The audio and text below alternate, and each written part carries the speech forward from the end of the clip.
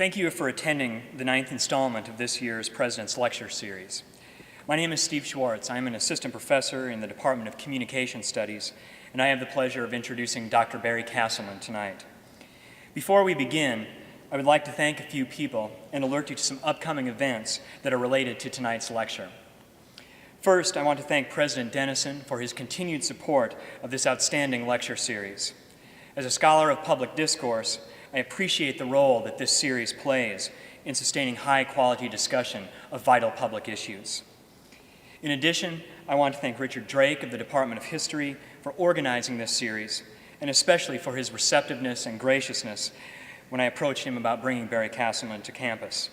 I also want to thank Michelle Shaughnessy in the President's Office for arranging the logistics of this visit. Finally, I want to thank the Department of Biomedical and Pharmaceutical Sciences and the Center for Environmental Health Sciences for their support of this visit.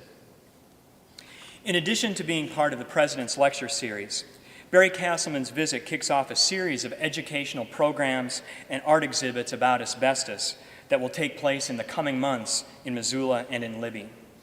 The series is entitled Landscape of Asbestos, Libby and Beyond, and it is a collaboration between the Missoula Art Museum, the Center for Asbestos-Related Diseases in Libby, and several faculty and staff members. The events are listed on the poster and the flyers that were available as you entered. Later this month, the Art Museum will have several asbestos-related exhibits on display, including quilts by the Libby Quilt Guild, an award-winning photojournalism essay about Libby by Brian Plonka, and the national touring exhibit Breathtaken, The Landscape and Biography of Asbestos by Bill Ravanese. Also, the university will host a symposium about the people and politics of asbestos at the UC Theater on Saturday, May 1st. This symposium will feature several prominent voices on asbestos issues, including Andrew Schneider, the journalist whose articles brought national attention to the situation in Libby. Tonight, however, we have an opportunity to engage one of the world's leading authorities on asbestos issues, Dr. Barry Castleman. He earned his doctoral degree from the Johns Hopkins School of Hygiene and Public Health, and he has worked as a public health scientist on toxic substances control for more than 30 years.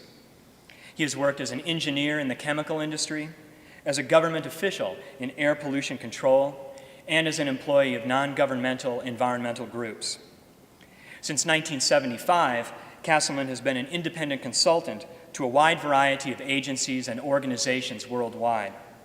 To name just a few, he has consulted for the Natural Resources Defense Council, the U.S. Consumer Product Safety Commission, the United Nations Center on Transnational Corporations, Greenpeace, and the European Commission. He wrote his doctoral thesis and a book on the history of corporate response to asbestos-related public health problems. On this subject, he has testified as an expert witness before several congressional committees and has published over 50 essays in leading journals and books on public health and industrial medicine. His scholarly judgments about the hazards of asbestos and the global double standards of asbestos regulation have led him to work with people around the world in efforts to ban asbestos. These efforts will be the focus of his talk tonight, the international struggle over asbestos. Please join me in welcoming Dr. Barry Castleman.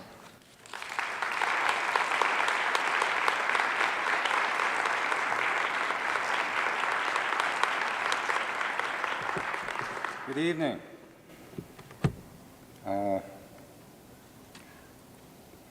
Well, let's see if I can get this thing to work.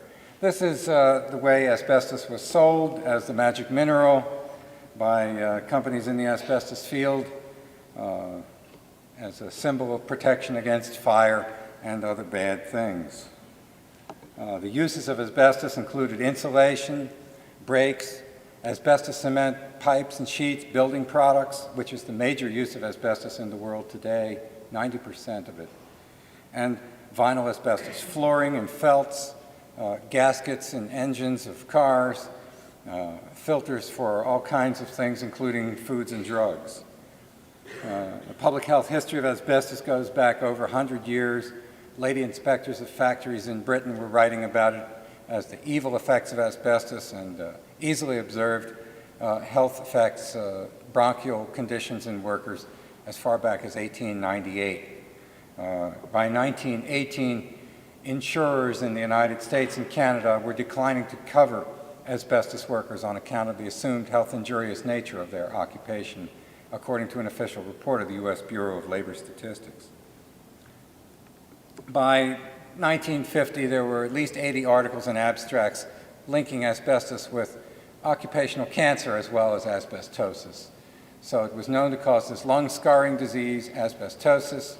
The original cases were reported in individuals who died in their early 30s from this lung scarring condition, which was identifiable pathologically, radiologically, and from its clinical appearance. And then cancer was recognized in the 30s and 40s, lung cancer, and then a rare cancer called mesothelioma of the pleura and peritoneum, recognized as asbestos diseases that asbestos workers got. And this led then in the 1960s, the recognition of mesothelioma was particularly important because it was a very rare form of cancer not otherwise seen in the general population. And it soon became recognized as a signal tumor of asbestos exposure. And studying the histories of mesothelioma patients, it was possible to prove by the mid-60s that mesothelioma was a disease that people could get just from living in the household of an asbestos worker or living in the neighborhood within a half-mile radius of an asbestos air pollution point source. And this was all documented in the medical literature by the mid-1960s.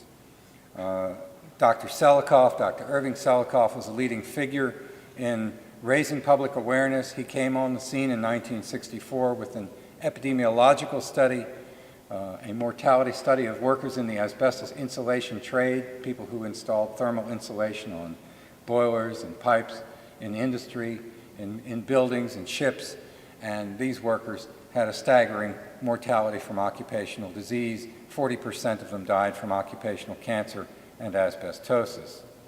And Selikoff's statistical study of the insulators was the beginning of a series of events in 1964 leading to a major conference held later that year.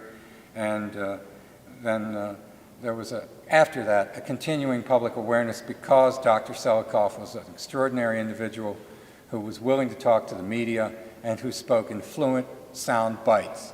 Dr. Selikoff didn't speak medicalese to the journalists. He spoke in plain English about the hazards to the workers, about the risks throughout the construction trades, not just the trade that he had done his study on, and said even the supervising architect should be considered at risk from the asbestos blowing around the construction sites where millions of people work every day exposed to this terrible occupational hazard. So this is the backdrop before there was any regulation in this country. The asbestos industry was very creative in selling it for just about anything and everything. This is a cover from a magazine showing school teachers how to instruct children in the use of asbestos in making jewelry in 1956. And they had detailed instructions inside of the magazine.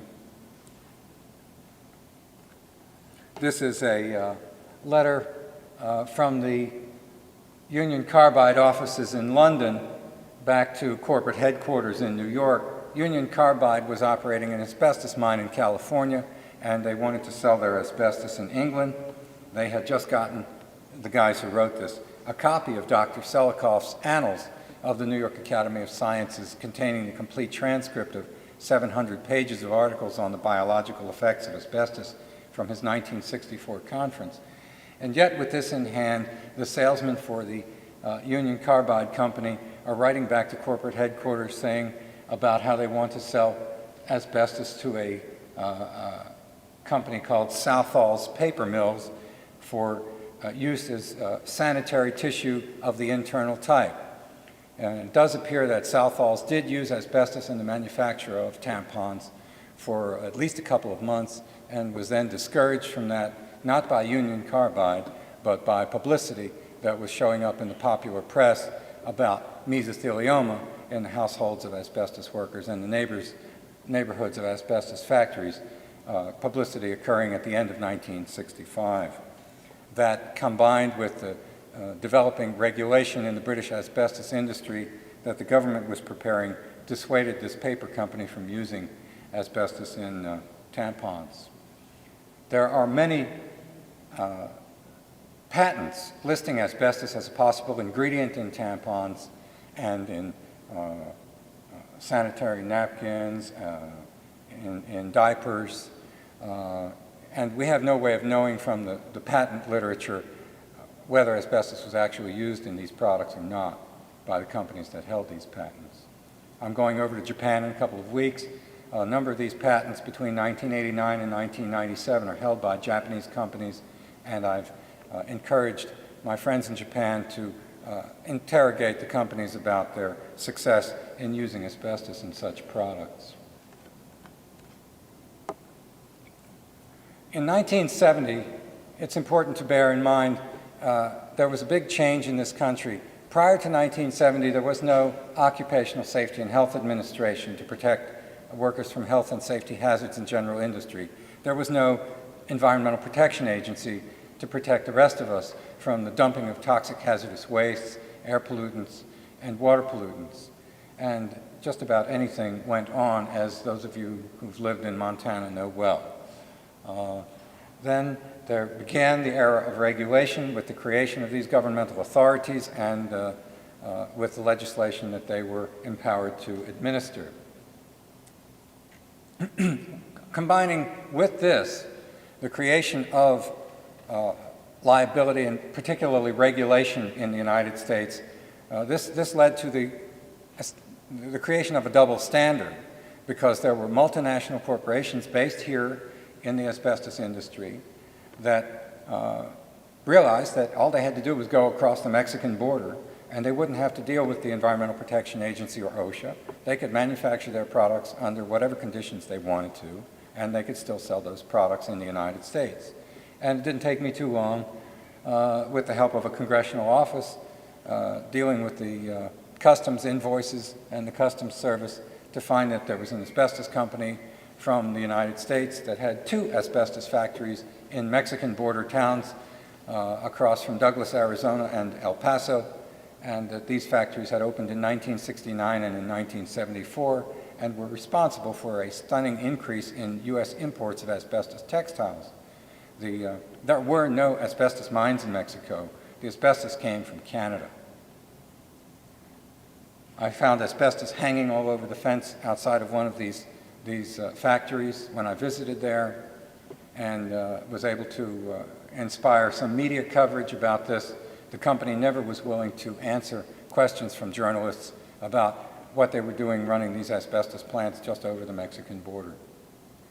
Then a friend of mine went to India in 1980, and he wanted to take pictures of temples, and I told him I'd like him to take some pictures of the asbestos plants while he was there.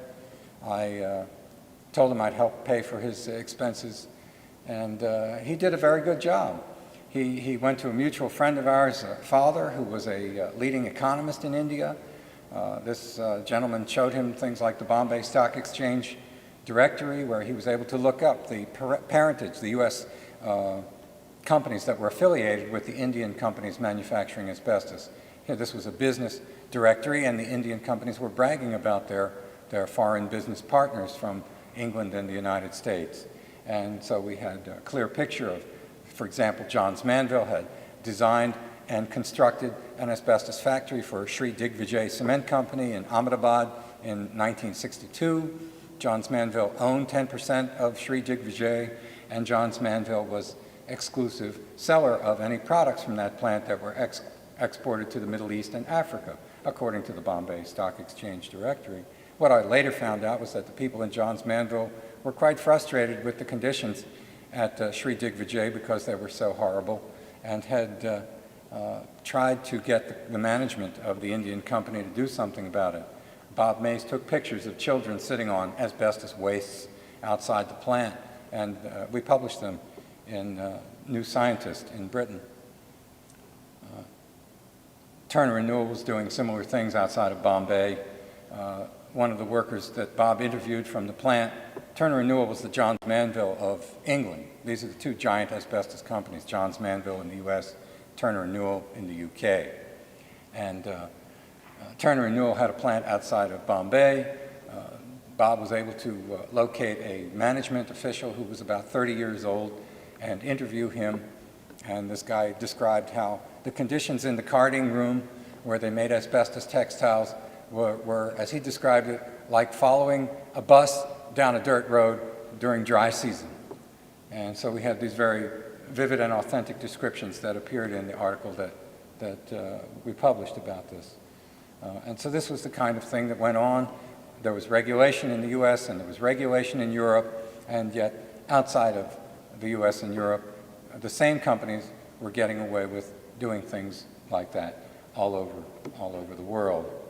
More recently, Saint-Gobain, a big French-based company based on originally a glass-making company, operated asbestos facilities in Brazil. Asbestos was banned in France in 1996, and so since 1996, Saint-Gobain has been beaten up pretty badly in the media in Brazil for this double standard of operating uncontrolled or poorly controlled asbestos manufacturing operations and selling asbestos cement products and used in construction without any controls by the activists in Brazil who are trying to get asbestos banned in that country. They contacted me in 1998 and told me that General Motors was selling asbestos engine gaskets for replacement. They were selling new cars with engine gaskets made with asbestos. And I had a letter from a lobbyist of General Motors to the EPA in '92 saying that they were going to phase out asbestos in the U.S.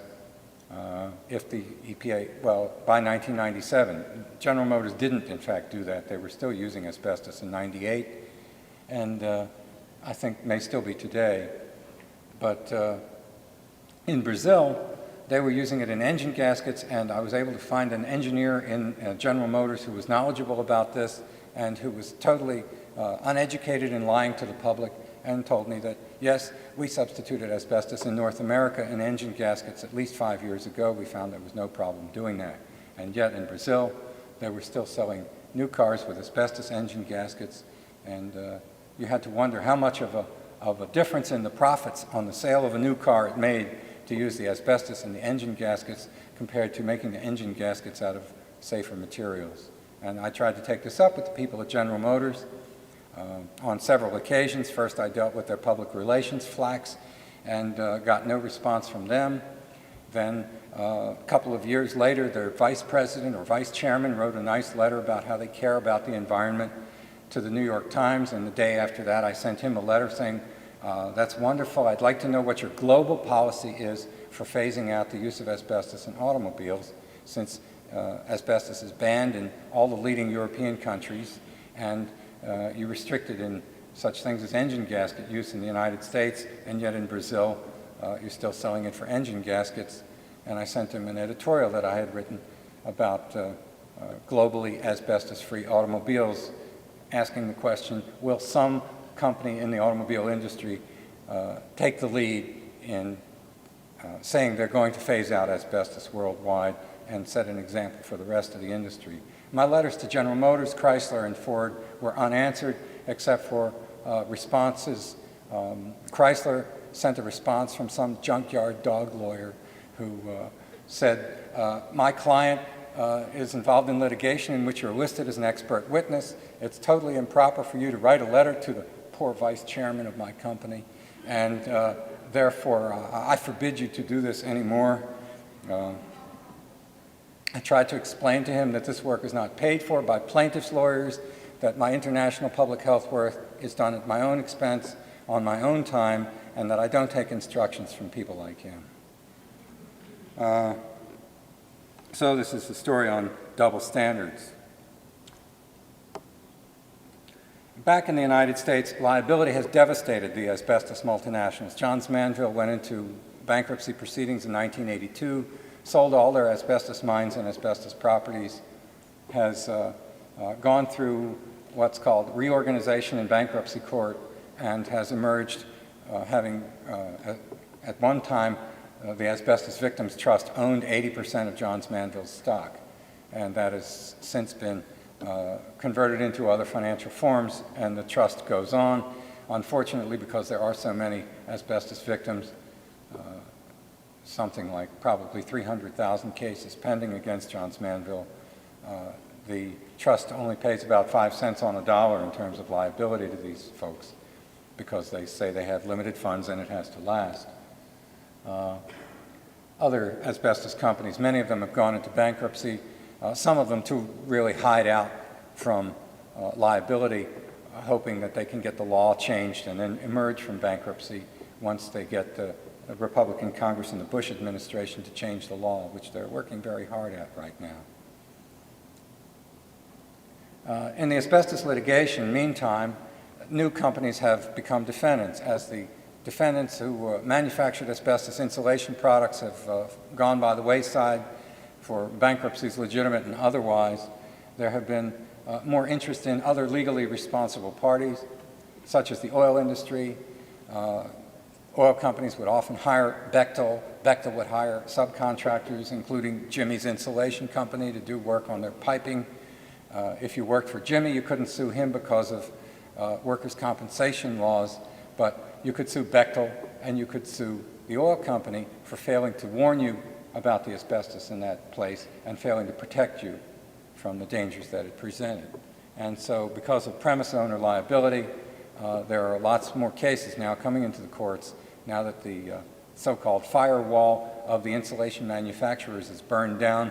The premise owners are standing there having to start to pay people compensation for liability associated with their exposure as subcontractors in the oil industry, in the chemical industry, in shipbuilding, in the steel industry, and so on. Some of the companies that are defendants now more than before include General Electric and Viacom, which manufactured turbines that had lots of asbestos on them and didn't take measures to warn people about the hazards associated with that.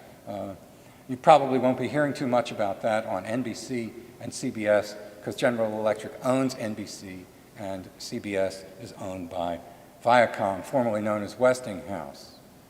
And so I would say it'll be interesting to see what you'll hear about the asbestos bailout legislation on NBC and CBS, considering that these companies have such substantial liabilities associated with asbestos. But the bailout bills have been going into Congress since 1977, introduced first by Millicent Fenwick, who represented a district including Manville, New Jersey, and then by Gary Hart and Tim Worth, representing the state of Colorado, where Johns Manville had its headquarters in the mid-80s. This act was nicknamed the Heartless and Worthless Act. And then the latest is introduced by Senator Hatch. This is now what's being currently considered. This has also been nicknamed the Hatchet Act.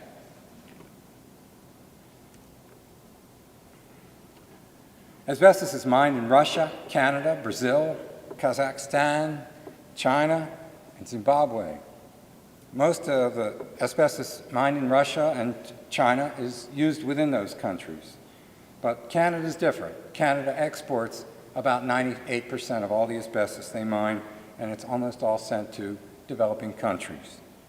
And Canada has been, with the demise of the asbestos multinationals, Canada has become the great Satan of asbestos in the world today. Canada has used its influence at the World Health Organization, the International Labor Organization, the World Trade Organization, and elsewhere to try and promote asbestos. And these slides are from Eva Delgado Rosas, who was an activist trying to do something about the use of asbestos in Peru. The first slide shows that upwards of 50% of the asbestos used in Peru comes from Canada over past 15 years. And she has pictures of the conditions. You just have almost no control of the material, the way it's being handled, the way it's being bagged by the workers. They call this controlled use of asbestos, when they talk about it outside of Peru, but if you go into these countries and you see this way this material is used, it's a complete mess. I mean, this is a raw material used in construction, and it's used in the way that you would expect construction materials to be made and used. In Kazakhstan, one of the former Soviet socialist republics, similarly, there's practically no law on asbestos hazards, no legislation. It's used in a very widespread way. There's no public awareness about the health risks, and they have huge asbestos factories and mines and extensive contamination of such things as power plants. They've got a power plant operating that's from the 1930s, and the asbestos insulation on the pipes vibrates so badly when this equipment operates that it creates a continuing cloud of asbestos in the air in the electric power generating station. And the conditions there are just deplorable. There's no control over this.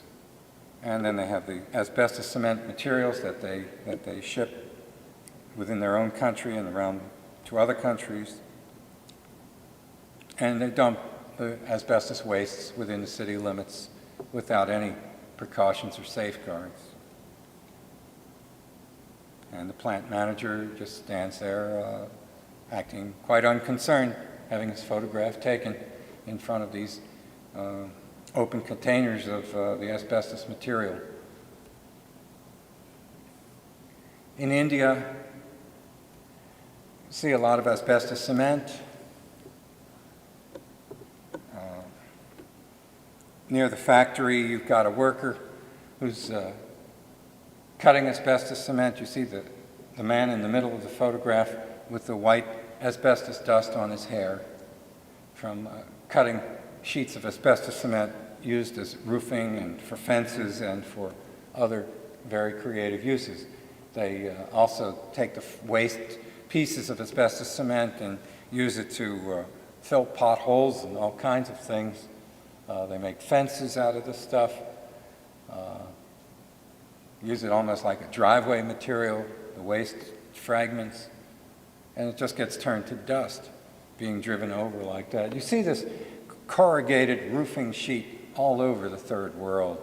That's 15% asbestos and 85% cement, and you take a power saw to a sheet of that stuff and you get blinding concentrations of asbestos dust, respirable asbestos dust in the air. The same with asbestos cement pipe.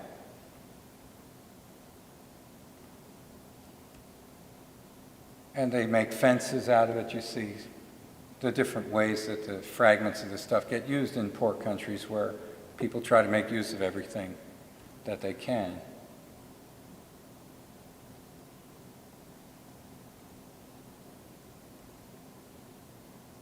In Pakistan, similarly, we also have an activist trying to do something about it in Pakistan, Dr. Noor Jihan. And she's shown to the right of a worker who was standing at an asbestos waste dump, a crushing unit in Pakistan. Here's a guy sawing up sheets of asbestos cement out on the street, the children hanging around, the dust blowing around.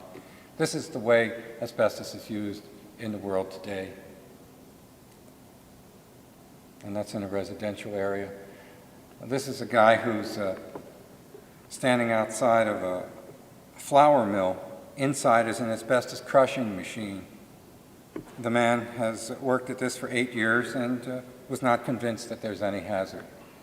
That's kind of like jumping out a 30-story building and going by the 22nd floor, saying, so far, so good. These diseases have a long latency, even for fairly heavy exposures. And no warning properties. Breathing this dust doesn't cause headaches, nausea, vomiting, eye disturbances, or any of the other kinds of toxic effects that organic solvents and other kinds of chemicals, for example, cause, that give you some kind of warning that this stuff is bad for your health. Now there have been asbestos bans in over 30 countries. Even Vietnam has banned asbestos. The United States Environmental Protection Agency tried to ban asbestos, and the ban was overturned in 1991 by court challenge by companies in the industry. The EPA wanted to appeal that decision, but the Justice Department under President Bush 1 refused to allow the Environmental Protection Agency to appeal the case, and so it stood. That section of the Toxic Substances Control Act hasn't been used since 1991 to ban anything. The International Labor Organization estimates that there are 100,000 deaths from asbestos each year in the world. In this country, we have about 10,000 from past use of asbestos. Canada challenged the ban on asbestos by France. They want to keep continuing to export this stuff around the world, and so they went to the World Trade Organization and they said that this is an unfair trade practice, that we use lots of toxic substances in industry. We don't go around banning them all. You ought to be able to regulate asbestos without banning it. And I was fortunately hired by the World Trade Organization's defendant in that case, the European Commission, defending the French ban. And so I got to see the documents that were exchanged in that case. And it was quite a remarkable case. At one point, Canada finally defined what they meant by controlled use of asbestos. And I'll read you from some of the documents. In Canada's view, controlled use of asbestos means that the companies that are in the asbestos industry will establish centers equipped to cut the products to size.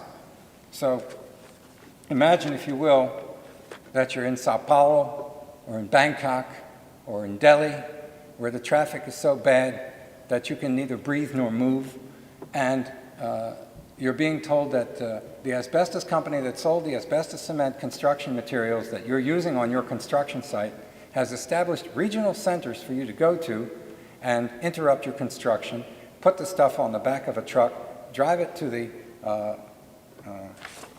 centers equipped to cut the products to size, and then get the products cut by workers who are, of course, certified and properly protected in India, New Delhi, or wherever, and then put the stuff back on the truck, go back to the construction site, get there after you've gotten through the traffic, and then resume your building construction.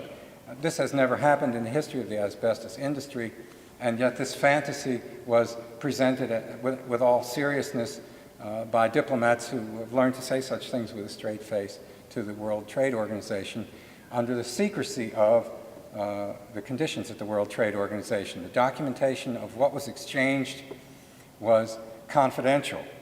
The hearings that were held, the scientific hearings, were not open to the International Labor Organization, the World Health Organization, third-party countries who commented on the rules, including the United States government, the media, trade unions, not allowed to attend the scientific hearings that were held on the WTO asbestos case. I was one of 36 people in the room, and it was pretty amazing to see the things that get said when countries feel that they can say whatever they want without having to face the glare of public scrutiny. The Canadians went on to define controlled use as saying that the asbestos user companies would, and I'm reading this, police the downstream users in cooperation with the government. The product manufacturer visits, monitors, and reports on the performance of the downstream users at regular intervals. So picture this. This is like a Peter Sellers movie. You've got an asbestos company, they're selling asbestos products, maximizing their profit like everybody does in the business world, and yet they go around and they watch the asbestos product use on the construction sites. And when the construction companies don't use it carefully, they call up the government and turn them in. So the government inspectors will come out and fine them and cite them. This, too, has never happened in the history of the asbestos industry. I'm sure you have no trouble believing that. And yet this is also presented as part of the argument of Canada for why there's such a thing as controlled use. Well, the World Trade Organization didn't buy it. They said that there's no such thing as controlled use as far as they can tell, that there's no level of asbestos exposure that's free from risk of cancer, and that safer substitutes were available, and therefore Canada, or rather therefore France, was entitled to ban asbestos, and that this did not run afoul of the World Trade Agreement. And this was the first case of its kind that where public health actually trumped trade at the World Trade Organization. There have been other cases like hormones in meat that the United States wanted to choke down the throats of the Europeans because that's the way we raise meat in this country, and they didn't feel like it was a good idea to conduct that sort of human experiment on their own population. And in that case, the World Trade Organization said, you don't really have enough proof that this is harmful, therefore it's an unfair trade practice for the Europeans to have trade restrictions against the importation of hormone-raised meat, and penalties were assessed by the WTO against Europe for having that practice. Today, there are no multinational asbestos companies, and the profitability of asbestos really depends on the externalization of costs. This is a term that economists use to describe the idea is that if a company creates costs for society, the company should have to bear those costs. So if there are costs for preventing disease, the company should have to do that up front. But if there's some disease that isn't prevented, the company should have to compensate people for the disease that's created. And if there's environmental damage associated with the company's activities, the company should have to pay for that too. To the extent that the company is able to externalize those costs to its workers and to society at large, the company derives an unfair advantage over competitors who make safer products and operate safer industrial practices. So it's really because of the externalization of costs that there's any profitability in the use of asbestos in the world today. They're not paying much compensation to asbestos victims in India, so they can continue using this stuff. The multinational asbestos corporations are a thing of the past. What we have in place of them are national companies in India, in Brazil, in other countries, run by the most ruthless people you can imagine. The old colonels from the military dictatorship in Brazil, corrupt businessmen who do things like pay off the labor ministers and the Minister of Health in India in order to get rid of their opponents who are criticizing them, who work in medical schools and receive government checks for their work and have a government-approved position. And so it's a very different situation in Brazil. Fernanda Genasi, who's a leader of the effort to ban asbestos in Brazil, she is a labor inspector for over 20 years, inspecting hazardous industries. She's organized an asbestos victims group in a city of Osasco outside of Sao Paulo, where thousands of workers have been laid off by closing of asbestos factories. And she's been phoned with death threats. She's been hauled into court for criminal defamation, for criticizing asbestos companies. It's really amazing the kind of courage that some people have had to show in order to deal with this. Right now, Fernanda has been hauled into criminal court by a former labor minister. What's going on is that they're trying to agree on terms for compensating the asbestos victims in Brazil, and there are thousands of them. And so Fernanda's been involved in these negotiations because she's completely trusted by the victims group and the unions. And the companies are trying to influence this because they basically set up a yellow union, a company union, back in 1985. And the leader of this union is always trying to tell the workers, settle cheap while you can get the money. He's doing things that are undermining their attempts to negotiate settlements for larger sums from the company. And finally, after several years of this, Fernanda had had it, and she publicly denounced this guy and the former labor minister for setting up an illegal union. And this labor minister had set up thousands of such unions in Brazil, company unions in companies that were trying to undermine efforts by their own workers to form legitimate trade unions. And this guy, who is now retired from his government service and works as a lawyer for big business, brings this suit against her for criminal defamation, which is strange because we don't have that kind of thing in this country. Defamation is a civil matter, not a criminal matter. I say something bad about you, I've damaged your reputation, you take me to court, you sue me, I pay you damages if the jury or the judge finds that I should. But that's not the same as possibly being thrown in jail just for having said something about someone. And this is really a vestige of laws probably dating from the days of the military dictatorship, another thing that the United States was largely responsible for in Brazil, starting in 1964 with the manipulation of the CIA in that country. But in any case, they moved past the days of the military dictatorship. They still have some of these old laws, and so she's been hauled into court and sued by this guy. She showed up in court in February, ready to argue her case, ready to prove that this was an illegal union that he had created, that he had violated the labor laws, that it was a fake union. And she finds out that the judge in her case is this notorious judge who was unable to preside at that particular moment because he was in jail. The judge, it turns out, had been selling get-out-of-jail free cards to organized crime. And the way he got caught was he wasn't sharing enough of this money with his ex-wife, and she blew the whistle on him, and it was a national scandal in Brazil. And so the judge and his ex-wife were sitting in adjoining cells. And the police were quite relieved because they were also quite annoyed with this judge after they had apprehended criminals to see them walk free after bribing the judge.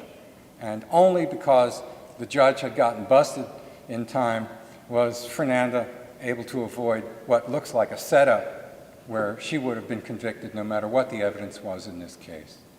And so this case has now been postponed. We have organized an international campaign Having had some experience doing this with Fernanda and with Dr. Joshi in India, we have members of Congress calling up the Indian embassy. We have members of Parliament writing letters to the President of Brazil. We have all sorts of similar things from all kinds of respected international organizations put into motion and raising public awareness, raising media awareness about this.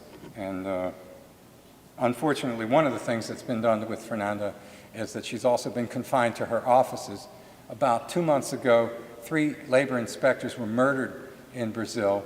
They were inspecting cases of slave child labor in the southern part of the country. They normally were provided with bodyguards. Because of budget cuts, there were no bodyguards. These guys were gunned down, and so there was a lot of concern about Fernanda's security as well.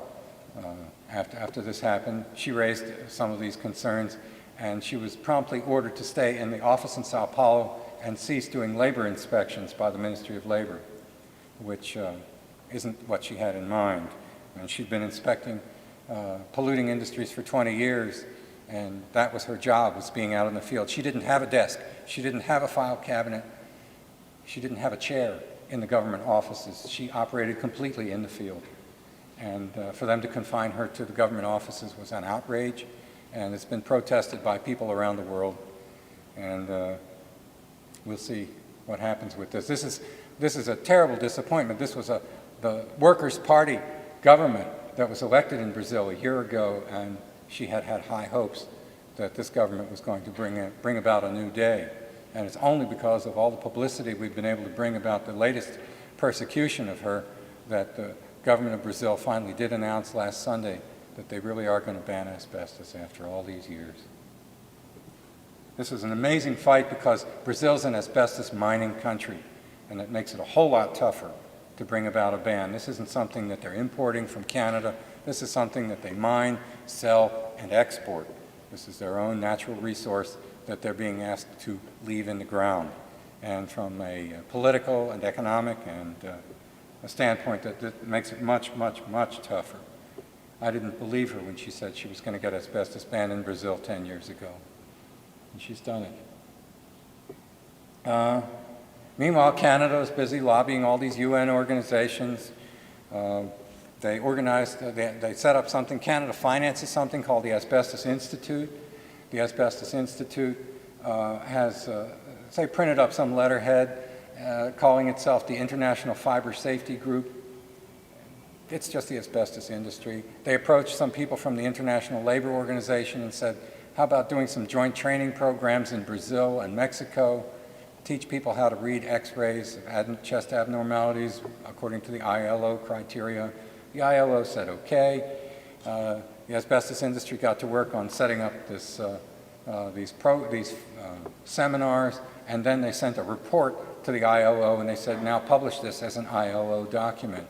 And once the document was circulated to people for review, people were horrified to see who was writing this document and what was in it. And by this time in 1997, we had the internet, and it took 10 days to get the ILO to say they would not publish this as an official ILO document. But this is the kind of stuff we've been up against with Canada at the World Health Organization, similar stories. They have a very, very significant presence at these international organizations, unlike the United States, which has always had a much more attitude of we'll do whatever we want. The hell with these international organizations. Canada has done everything it could to maintain a high and effective presence at these same organizations. And one of the things that I've been doing with many other people around the world is that we've organized international conferences, brought together scientists, doctors, lawyers, labor inspectors, engineers, architects, anybody who could have an interest in the problem of asbestos and its solutions. And starting with a conference in Brazil in 2000, where representatives, people from 32 countries attended. We had members of parliament from South Africa. We had some very impressive people there. And after that, there appeared within a short time bans on asbestos by Argentina and Chile and several cities in Brazil. And then there was a similar conference that we held in Argentina, hosted by the government of Argentina, then the European Union, additional meetings in 2001. We used the European Parliament, translating services and other facilities to talk to each other, and we learned that all the Eastern European countries were banning asbestos because they wanted to join the European Union, and the European Union had said asbestos has to be banned in all EU countries by the beginning of 2005. And so we were delighted to find that in countries like Lithuania, where we didn't know anybody and we didn't have any activism going on, the government was moving forward very expeditiously to eliminate the use of asbestos. And then we held similar conferences in Greece, and then finally we went to Canada. Last September we decided we'd go to the belly of the beast. We met in the national capital in Ottawa. We were able to hold a meeting at the House of Commons because there was one member of Parliament, a former asbestos plaintiff's lawyer who was a member of Parliament. He'd been representing asbestos victims 20 years earlier, and he was a member of Parliament.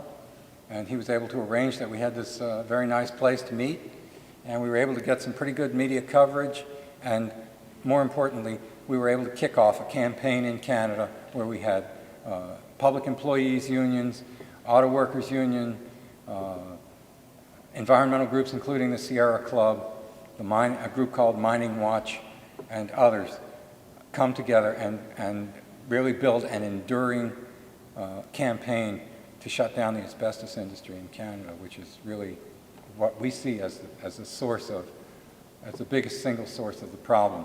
If we could eliminate the opposition of Canada and have Canada ban asbestos and shut down the asbestos mines, there are only a few hundred people left working there anyway. Then we really would be able to move forward much better in the Asian countries where asbestos is still used, where they're still opening new asbestos factories in India. So this is what we're doing. We're holding an international conference in Japan.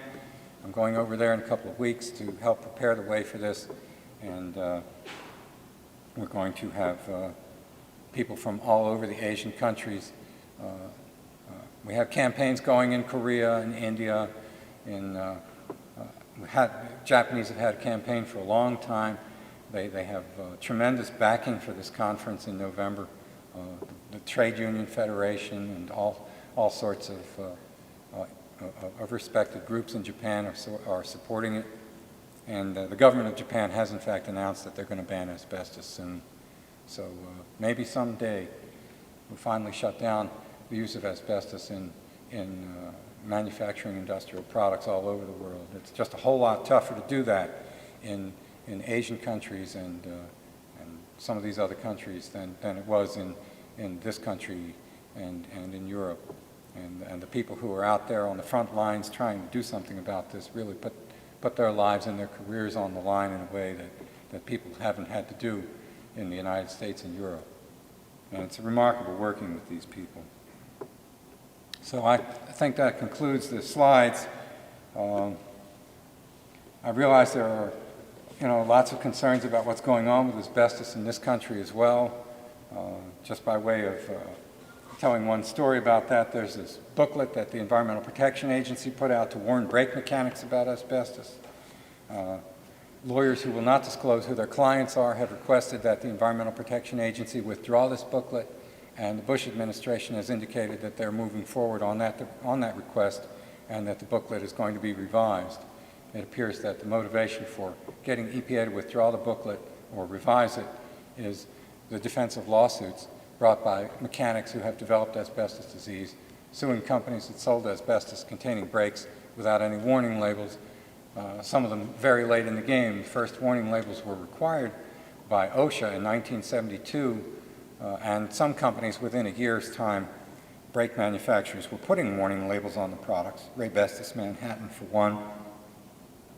General Motors got around to it, according to their answers to interrogatories, sometime in 1975.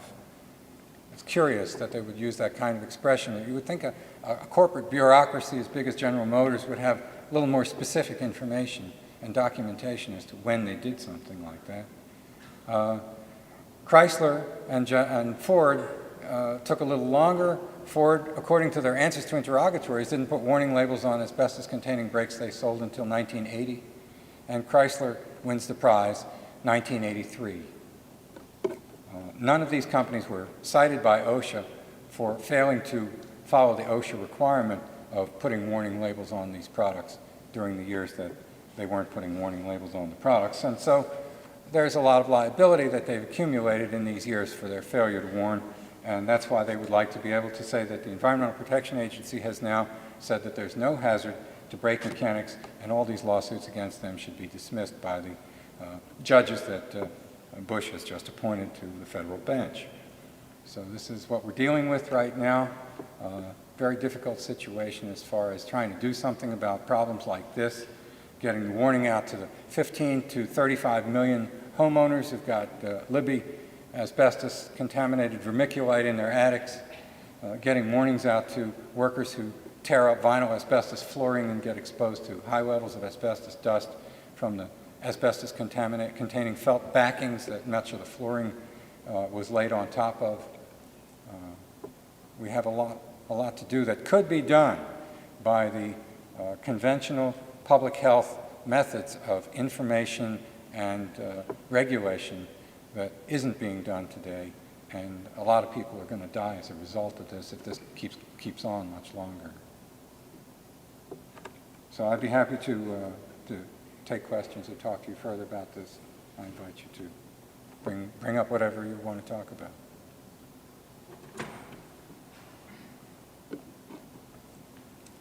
Yes, if you could go to the microphones that are on both the left and the right-hand side, then we can make sure that we get these questions on tape.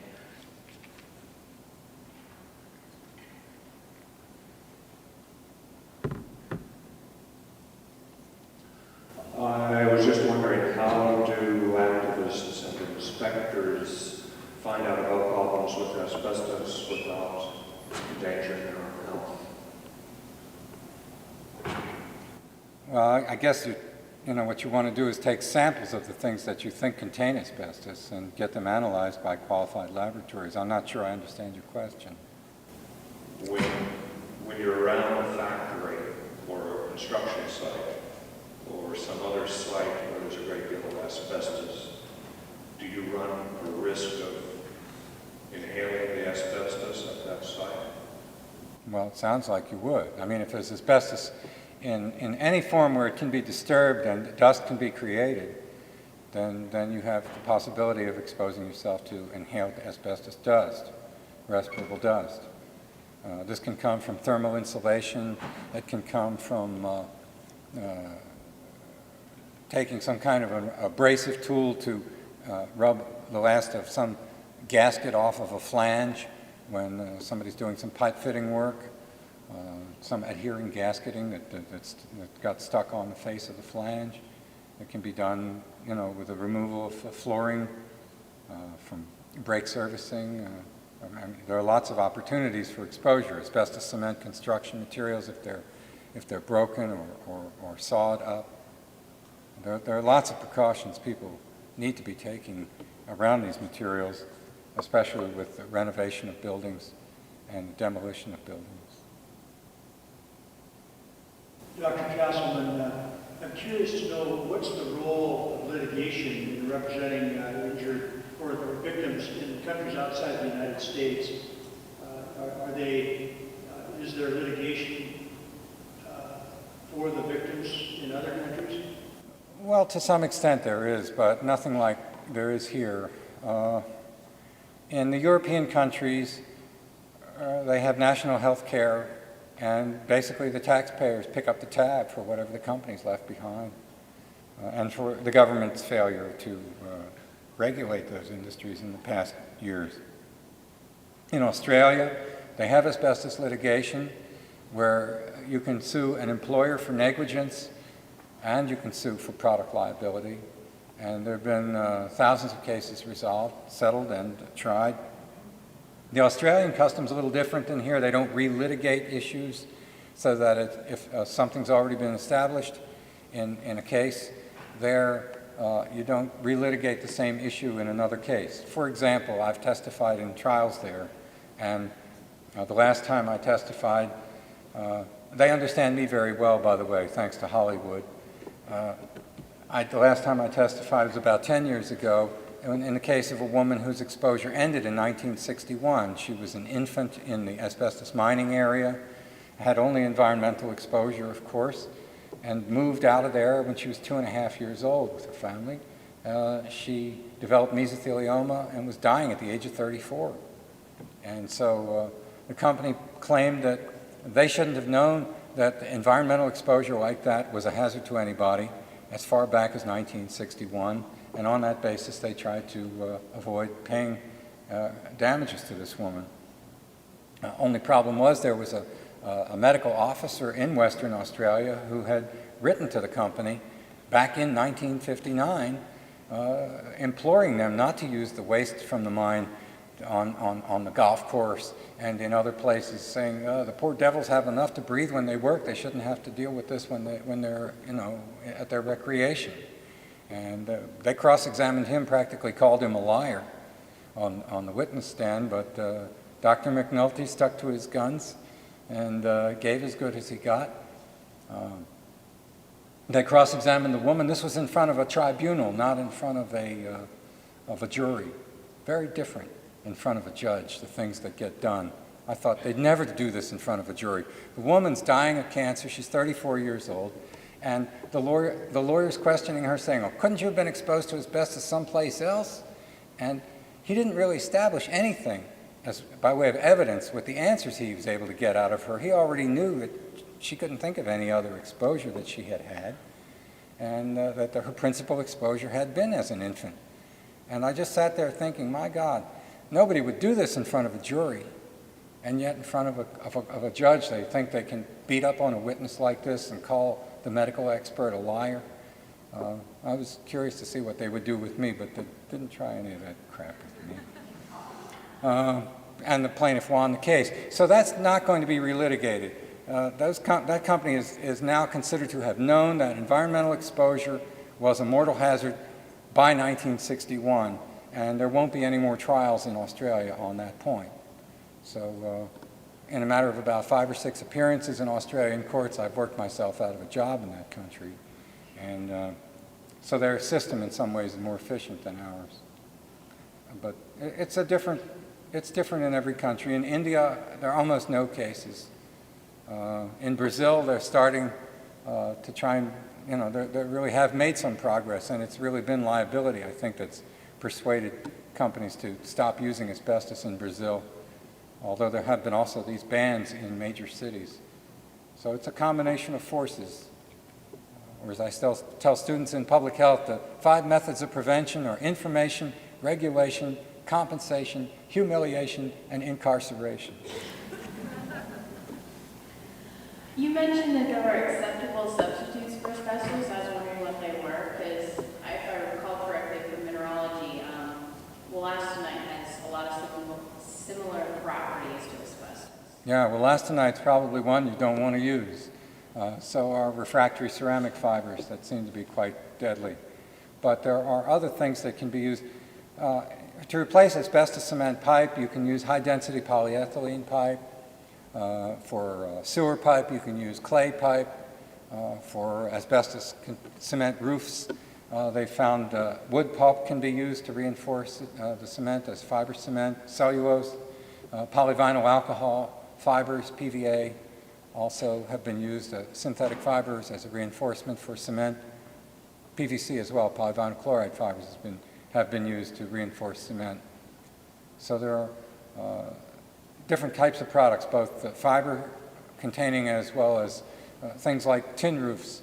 Galvanized metal roofs can be also used for homes in developing countries especially. And of course, brakes have been substituted with other kinds of iron fibers, so-called semi-metallic brakes. have been used in a lot of countries. They seem to last longer than the old asbestos brakes, and they work just fine. There's never been anything published suggesting that the substitutes for asbestos have caused any more traffic injuries as a byproduct of preventing health hazards. And the European countries, as far as I know, the cars still stop and the houses don't leak in Germany since they banned asbestos 10 years ago. Yes. Dr. Castleman, if your presentations today, this afternoon and this evening, have a hero, it seems to me it would be Dr. Irving Selikoff, whose 1964 study on the dangers of asbestos seems to have been a watershed in the process of alerting the public to the dangers of this product. I wonder if you could tell us a little bit more about his qualities of mind. What was it about his talent and his energy that enabled him to break through this wall of obstructionism that you described in your seminar today? It seems that he was successful where so many other crusaders against asbestos were unsuccessful. And finally, I wonder if he is an inspiration to you in your battle against asbestos as an example of how one individual can make a huge difference in a contest of this kind. Yeah, individuals really do make a difference, and Dr. Selikoff was one of those individuals. I first met Dr. Selikoff when I had written my master's thesis about the health effects of asbestos and sent it to him, and he wrote me a one-sentence letter back that was complimentary. And so I wound up hitchhiking up to New York to visit Dr. Selikoff after that in 1971. And for the next 21 years, corresponded with him, worked closely with him on efforts. He would publish something about drywall patching compounds causing horrendous occupational exposures. I'd work with the Natural Resources Defense Council to draft a petition to the government to ban asbestos in drywall patching compounds. So we would work together on these things. Sometimes he'd call me up at 8 in the morning and say, oh, Germany has just reunited, and the West Germans were horrified to see that the East Germans had a contract to buy 50,000 metric tons of asbestos from Russia this year. He said, and he laughed, he said, so they sent him a check and told him to keep the asbestos, knowing that I would publish that. And Dr. Selikoff was remarkable in that he was freely available to the media. He liked to talk to journalists. He realized that this was a way that he could do something about this problem. He worked closely with the unions. It was union records he used to do his original epidemiological studies showing the staggering excess risk of occupational disease associated with asbestos work. And he worked with people all over the world. He established a laboratory that was funded with government money during the 1970s that did an extraordinary amount of research on asbestos and other things. And he established the American Journal of Industrial Medicine, breaking the corporate monopoly in the field of occupational medicine. Up until then, the journal published in the United States was called the Journal of Occupational Medicine. Some people used to call it the Journal of Negative Epidemiology because they never found anything wrong. The editors of the journal were corporate medical directors of Johns Manville and the big chemical companies. Selikoff broke that monopoly and started a journal which instantly became the leading journal in the field in the world, the American Journal of Industrial Medicine, starting in 1980. He established the Collegium Ramazzini starting in 1982, which has members of leading scientists from all over the world in the field of occupational health that meet every year. About a third of them meet in Carpi in Italy. This is the home of Bernardino Ramazzini, who was the founder of the field of occupational medicine. He wrote a book 300 years ago for doctors saying, look at people's occupation when you try and figure out what they're sick from, and wrote about the different types of occupations and what he considered to be the occupational hazards of these trades. And so Selikoff founded that. He founded Society for Occupational and Environmental Health that held major conferences on women in the workplace, on pesticides. Selikoff was irreplaceable. He was extraordinary presence. He spoke in fluent sound bites to the media, and if you read the asbestos industry about Selikoff, I think the best testimony to Dr. Selikoff is from the corporate documents themselves. Let me read this to you. The guys from Turner and Newell came over to the United States at one point, and they were meeting with the people in Johns Manville, trying to figure out what to do about the problem of growing public awareness about the hazards of asbestos. And then they came back to England, and they wrote a report in which they described the result of their discussions with Johns Manville. And part of their report was about the problem that Dr. Selikoff was creating by giving all these interviews to the media and by working with the unions. So here it is, 1970. There's no EPA. There's no OSHA. There's just Selikoff. At present, Dr. Selikoff bestrides the U.S. asbestos and health situation like a colossus. Our impression was that most of the top management at Johns Manville had no clear idea how to deal with him or with the problems created by his statements. A curious air of despondency existed, and the general feeling was that nobody, apart from Dr. Selikoff, was listened to when questions about asbestos and health were raised. That's quite a tribute, huh? You always find in this business that the first people to appreciate you are your enemies. It's only later that your friends eventually, or your supporters, start to come along and say, "Oh, glad you were there." Any further comments or questions? Yeah, I have asbestos now, and they say there's no cure for it. Is there anything that can be done for it? You know? I don't know of any cure for it. No cure for it. I can't tell you anything the doctors haven't told you, sorry. Well, I didn't have really that. I'm just curious if there's like something, you know, like some kind of exercise, anything for it that you do. No, I mean, I'm not a medical doctor. I think your doctors can advise you better. They Yeah, had it on the pipes and stuff. yeah. All right, thank you. Dr. Pest, I'm pleased to hear your stories and happy to hear I work in environmental health as an activist.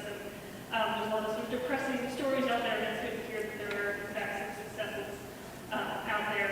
Last year, your work in the 30 countries, and certainly the work that's been done in this country to make asbestos sort of a dirty word. I'm working with a lot of people, among other things, are working to make PVC plastic or vinyl, sort of the next asbestos. And I'm wondering what advice you have, sort of reflecting on the story of the various asbestos environmental health campaigns. What was successful in those campaigns to get us where we are today? That might be applied to other environmental health campaigns. Well, it depends on what I would call the elements of civil society to oppose toxic corporate crime. These elements of civil society include individual doctors and medical societies, public health officials and public health organizations, individual politicians, attorneys representing victims, attorneys bringing lawsuits against the government under environmental and consumer protection laws, unions, very important, environmental groups, victims groups, media, to the extent that there's anything left of the independent media in your country, this country being the prime example. You know, I mean, there's no simple answer, but I think that by having people that participate in the political and economic life of their country, both professionally and as citizens, we stand the best chance of raising awareness about problems at the earliest stage and seeing something done about them by the governmental authorities. I mean, we do have, even in this country at this time, there's some possibility of the government being responsive to the kind of pressure that civil society can bring about. But it really does require that we as individuals, as citizens, as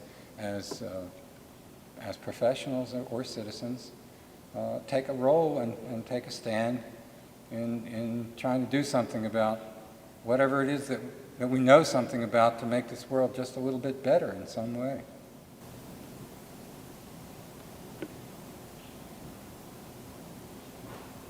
I have a question. Has there ever been any research, any study made between smokers versus non-smokers, or those who seem to miraculously avoid the effects of contamination versus those that have asbestosis? Has there been any studies made on those?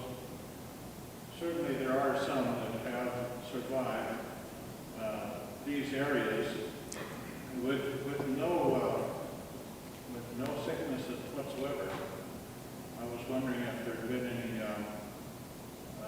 study made of those people. It seems like that if we could determine what was causing them to not become sick, that might throw a lot of enlightenment on the whole issue.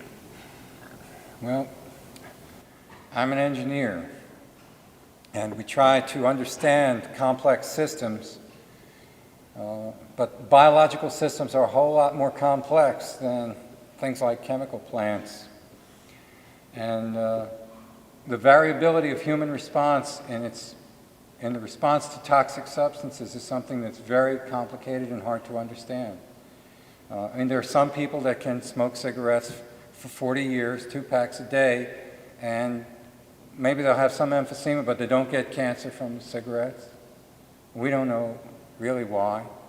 Some people get cancer, some people don't. Same with asbestos exposure. You get people with massive asbestos exposure who they probably, if it's massive enough to get asbestosis, they get lung scarring. That's a guaranteed thing for heavy enough exposure, but that might not kill them. And if they don't get cancer, they might, live to be in their 70s anyway before they die of something.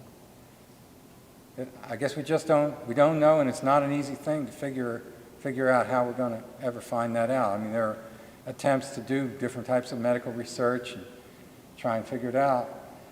Companies have tried to do research on people's response to chemicals too, looking for people who are genetically more resistant to toxic substances.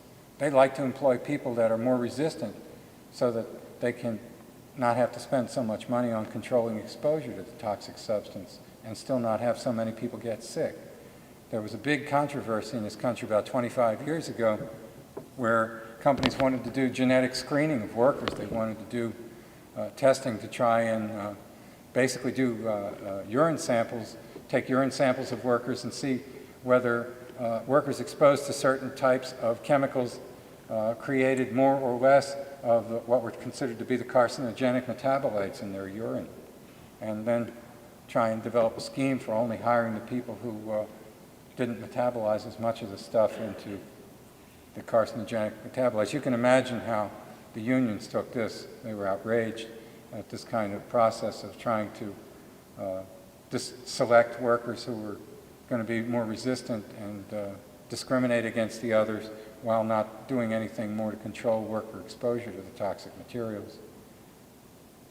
I guess it's kind of a long way of saying I don't really know much by way of answering your question. Yeah.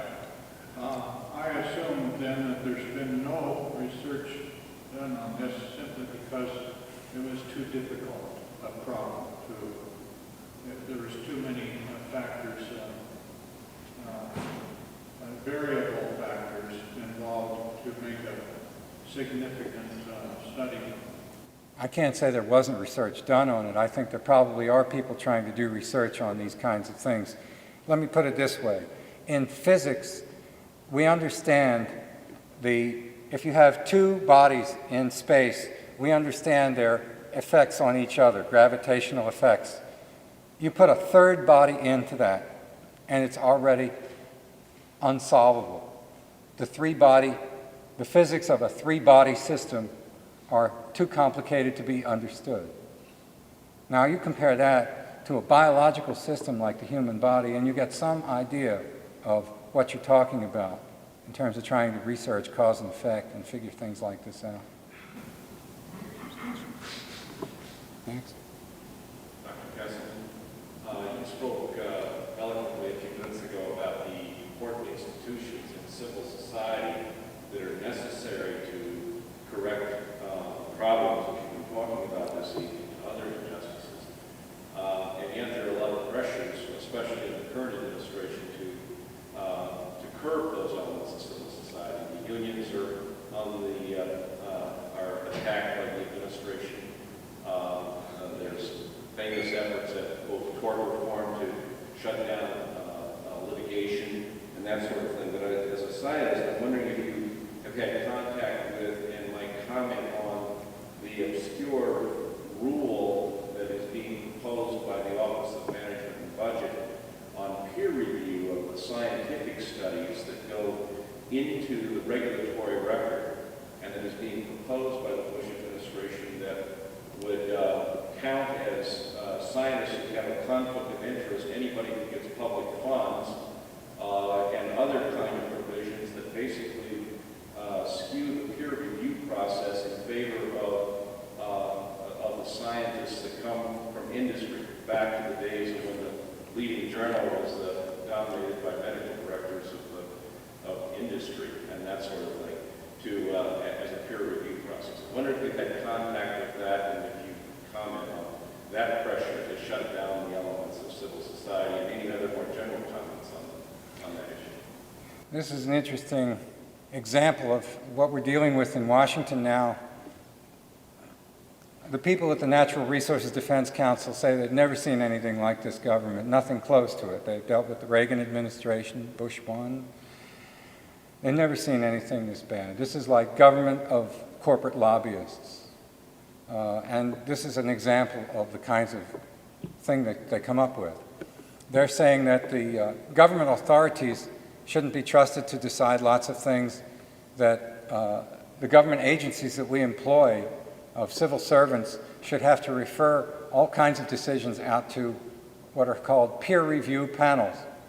Now, the word peer review comes from the idea of scientific journals, where an author submits an article to the editor, says, I want to publish this in your journal. The editor sends copies of it out to a couple of other scientists, says, please give this your review, comment on a non-letterhead paper, any suggestions of changes, corrections, or criticisms, and then the editor, if he still is considering accepting the paper, will send those comments of the peer reviewers back to the author. The author can then improve upon his writing, and this is a way of improving the quality of scientific literature in the pre-publication phase. Fine idea. Now, to take this term and apply it in this manner is the kindest word I can think of is creative. To say that the government can't be trusted, but these peer reviewers can be trusted, and oh, by the way, peer reviewers who receive government funding can't be considered unbiased because they might be in cahoots with the government. Only people who are financed by industry can be considered pure enough and dispassionate enough and independent enough to be peer reviewers of the government's work. So really, this is like government by the corporate lobbyists to come up with an idea like this for both delaying and reducing the quality of whatever federal regulation might possibly emerge someday from such a process. But this is the kind of stuff that's happening. Another example was this I didn't explain fully about how it came about that the EPA booklet, Warning Brake Mechanics, was requested to be rejected by the EPA. This actually emerges from something that was called the Data Quality Act. The Data Quality Act, turns out, is about a 3-paragraph rider that was slipped into an appropriations bill that was going to go through Congress back in 2001 by a Kansas congresswoman who admits that, Republican Kansas congresswoman who admits that the language was supplied by a man named Jim Tosey. Jim Tosey's group, now called the Center for Regulatory Effectiveness, represents big business in trying to prevent the government from issuing all sorts of information about toxic substances to the public under this Data Quality Act. This is not an independent act of Congress at all. It's just something that got slipped in to a very thick piece of appropriations bill, and it didn't sound like a bad idea. The government information should be of high quality. Anybody's got a problem with that, go to the Office of Management and Budget. The Office of Management and Budget will instruct the appropriate federal agency to develop a process for considering your request and giving you an answer within 90 days. And what this has turned out to be is open season on government information to the public about public health matters, including warning brake mechanics about asbestos. Again, this is something that could never have happened under any situation other than having a Congress that would pass something like this. Okay, I can imagine this thing slipping through Congress. But the key is having an Office of Management and Budget run by John Graham and an administration like this that's basically welcoming this kind of attack on public health. And John Graham made a name for himself at Harvard, running a business-financed, anti-regulatory group, and then was put in over tremendous objection by labor unions, environmental groups, public citizen, and members of Congress as a chief of regulation at the Office of Management and Budget, which oversees all the federal agencies in the area of issuing regulations. They can't issue regulations at EPA or OSHA or any place else until it comes back from the OMB with their approval. And the OMB has the power to, imagine the regulations are developed over a period of maybe years of open public comment, open public hearings. The regulatory agencies' records are completely open to public on the Freedom of Information request. Then the thing goes into a black hole called the Office of Management and Budget, which is completely opaque to Freedom of Information Act requests, and the OMB can take out whatever they want to take out, can alter whatever they want to alter, or even say, no, you can't issue that regulation. And that part of the process is not open to any kind of public examination. And as one of our Supreme Court justices once said, sunlight is the best disinfectant, talking about open government, and it's so true. The Europeans are way ahead of us in environmental protection, but they're way behind us in open government, because in this country, it's a given that nobody trusts the government, and that's why we have a Freedom of Information Act. And this administration is systematically doing everything it can to undermine the Freedom of Information Act, to stonewall Freedom of Information Act requests. You've got the spectacle of Cheney sitting down with all the energy boys and setting energy policy at the beginning of this administration, and environmental public groups can't even get a list of who was attending the meeting, much less anything about what went on. And this has become a complex court case. It's gone all the way up through the courts, and so far the administration has lost at every turn, but they've delayed releasing the information, and we're only months away from the next election, and they still haven't given it out. And that's who's, we still don't know how the energy policy was formulated, but we have a pretty good idea from the way they're resisting releasing this information. Let's have one or two more questions. Yeah, my name is Mike Pearl. I live in Montana, and I have asbestosis. And I think a couple things I'd like to bring to your attention, since this is what we're all about here. Changing what's going on around the country, and actually around the world. Here we are, we have 750 different processing plants around the world, 250 of them in the United States. And all these little towns and communities have these processing plants. Little Libby's is what I call them, because they're waking up today to the same nightmares that the people in Libya they all get up to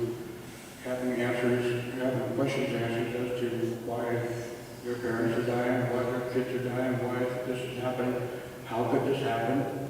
And also the fact that all these communities have to have the same type of, this is how far-fetched and how far out there this whole thing's gotten, that all these little communities in town, like Libby, who for 30, 40 years or longer have had a clientele of doctors, city administrations, state, county, everybody involved with the power of these companies in these communities, because that's the bread and butter of these communities.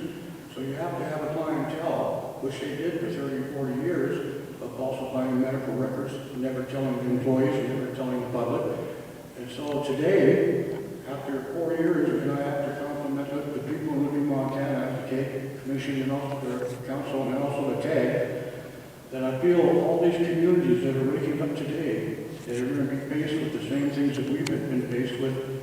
And we have fought a war in the last 4 years to try to get public health, to try to get funding, to try to get compensation, to try to get justice, to try to get everything. And we're making progress. Like I said, it's taken 4 years to get where we are today. And we're leaving all this to the next generation way long after I'm gone. And my kids have asbestos too, so I have to stick up for them. And the thing I'm concerned about is my grandchildren, because if we don't do anything, and my kids don't do anything, then their children won't have any kind of hope. And so this is what I feel by what you're doing. And also, it's a long process, but I would like your professional opinion as to, with what you know about asbestos, especially tremolite, to make that point, because tremolite is 500 times at least more hazardous than any other asbestos. My concerns are, do you feel that Libby, Montana is still safe today? I feel Consumption for human habitat. My concerns are that because Libby is the biggest known health disaster on the planet when it comes to asbestos, that for 40 years, billions of pounds have been dumped on this town. And then we have EPA and people saying now that it's clean, come and they're advertising Libby around the world to come to Libby. It is a beautiful place, but it has a nightmare to it. And this is the opposition. All these communities, all these towns, all these people are going to come up against, just like we have, is truth against the people and the powers their issue isn't the health issue of the children who are still there breathing and being exposed to the tremolite today to kill them like it's killing me. Their agenda isn't warning the people and the kids and stuff like that, like they should have done to me and my children, because it's still going on today.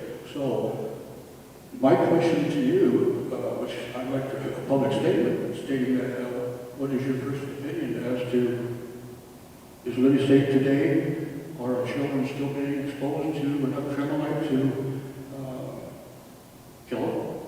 And these are questions that, I mean, I know it's a hard thing, everybody's going to have to deal with this. The generations to come, the next generation and the next generation, long after we're gone, they're going to be dealing with this.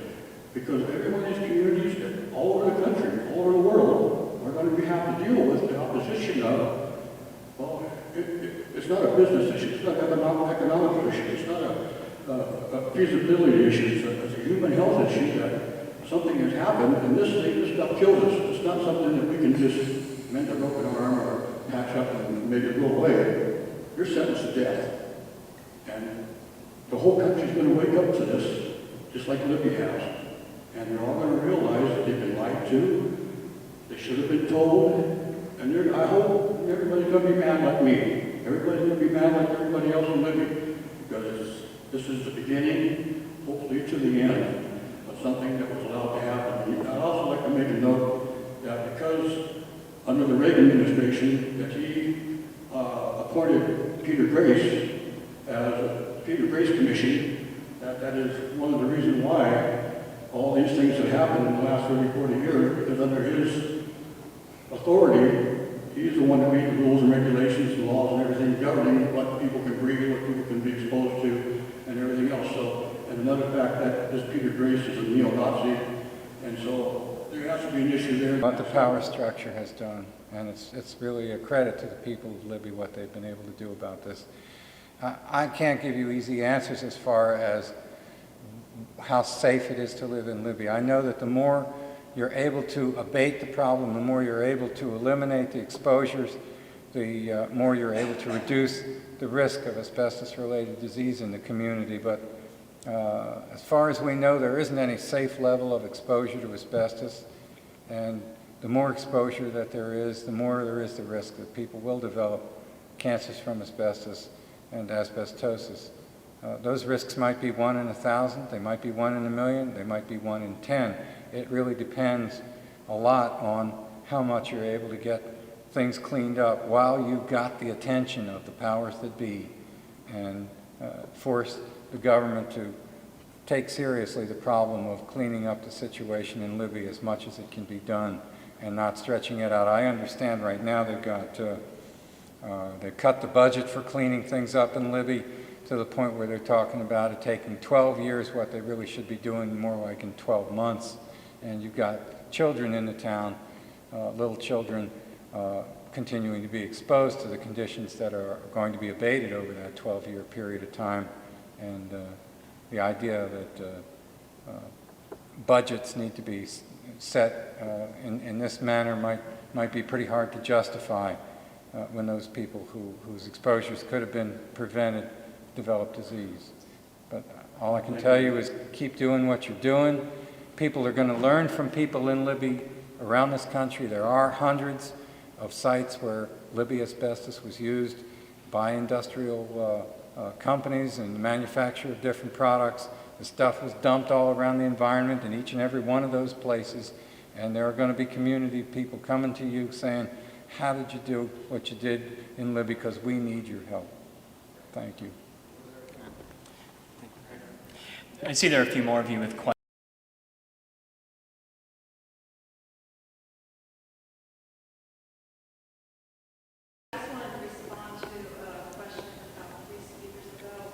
There is research going on as to whether or not people have different susceptibilities to any kind of environmental-related diseases, in particular in my laboratory, to asbestos-related diseases.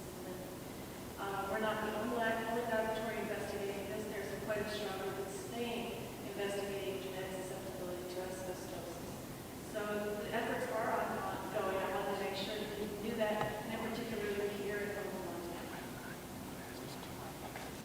Montana. Dr. Councilman said he'd be willing to take these 2 more questions. Thank you very much. Thanks for coming into Montana, Doctor. My name is John Podolinsky. I'm from the state of Montana's Department of Environmental Quality. We do have a very active 2-person program. I encourage you to stop by and pick up a couple of these things, because we have asbestos regulations that not only regulate the asbestos abatement industry, but also the demolition renovation industry.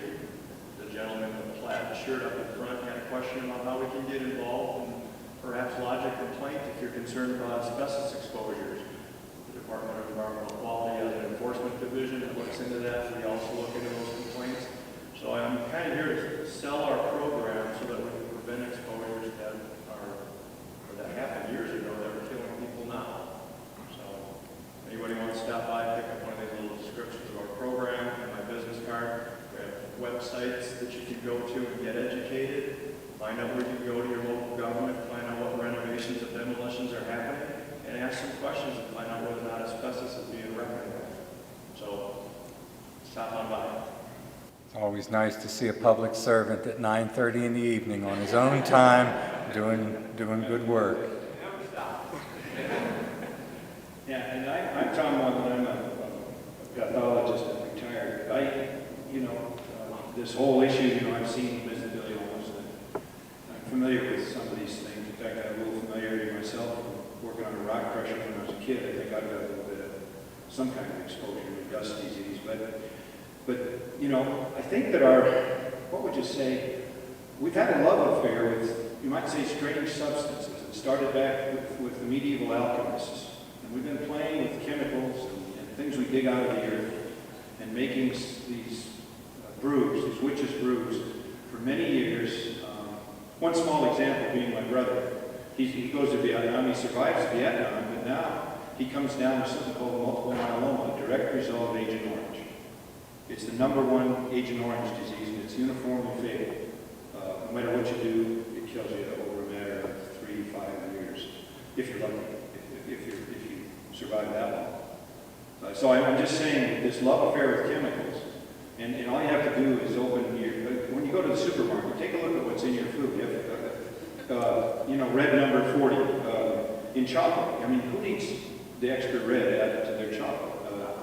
Take a look at the M&M packages. I hope there's anybody here from Hershey Company or Mars or whatever. I mean, take a look at the chemicals in our environment. You mentioned brake pads.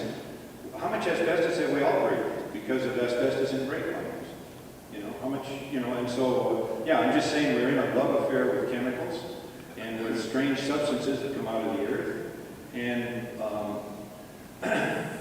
what we've got is a horrible situation for trying to run a business, so that if there could be compensation that was directed to the victims without going through so many intermediaries, so that the people that need can get it without being filtered through the courts in so many other ways, there might be enough to go around and keep going ahead and finding the best substances that are going to serve us chemically and other ways. So and your comments on that, those ideas, but especially this whole asbestos thing is an example of something that can pull industry down. We've already closed a huge John Mansfield. Now we're in the process of destroying the Grace Corporation.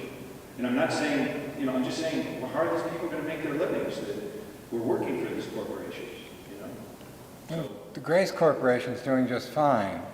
They're hiding out in bankruptcy until they can get the law changed by Congress.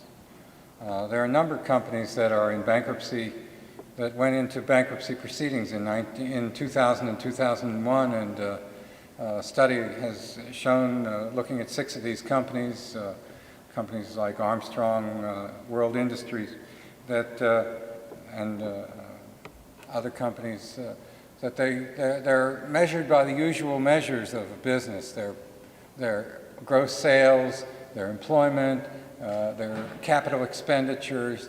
That these are basically pretty healthy companies. They're just hiding out in Chapter 11 until they can emerge sometime later. But these are not companies that are destroyed or in any danger of being destroyed.